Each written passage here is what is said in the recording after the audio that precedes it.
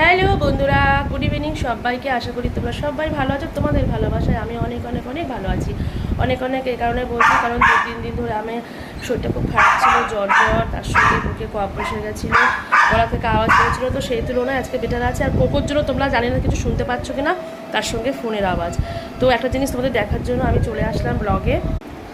আর এই যে মা বসে আছে, তো যেটা দেখানোর জন্য মাকে আমি ওপর থেকে নিচে নিয়ে আসলাম, সেটা হলো দেখবে দেখাচ্ছি। সেটা হলো আমার মায়ের গাছের আম। আজকে আমি দেগঙ্গায় গেছিলাম আমার বাপের বাড়িতে, ওখানে আমার মায়ের একটুখানি ছোট্ট একটা বাড়ি আছে এখনও। তো সেই বাড়িতে মা 3টে আম গাছ পুঁতেছিল, একটা কাঁচা মিঠি, একটা কি মা হিমসাগর, 3টে আম গাছ করেছিলে। তো মার তো এখন মাথাটা খুব একটা নেই, তো সেই আমগুলো আমি আর আমার ছোট বোন গিয়ে খুব কষ্ট করে নিয়ে এসেছি, তোমাদেরকে দেখাচ্ছি। মায়ের এক্সপ্রেশনটা খালি দেখো। ও মা, এটা কার আম? কার বলো তো? তোমার গাছের আম, সেই বুনোপাড়া ওখানকার। এই যে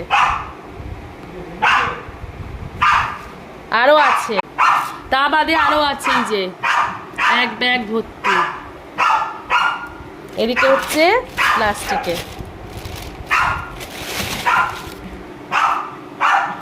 মা হেবি মজা লাগছে বলো। এত আম কি করবো? তুমি এত আম কি করবে? খাবে? কি করে খাবে? কি করে খাবে এত আম? হ্যাঁ, আচার করে খাবে? আচার করে? আচ্ছা, এর জন্য কোনো কথা বলতে পারবো না।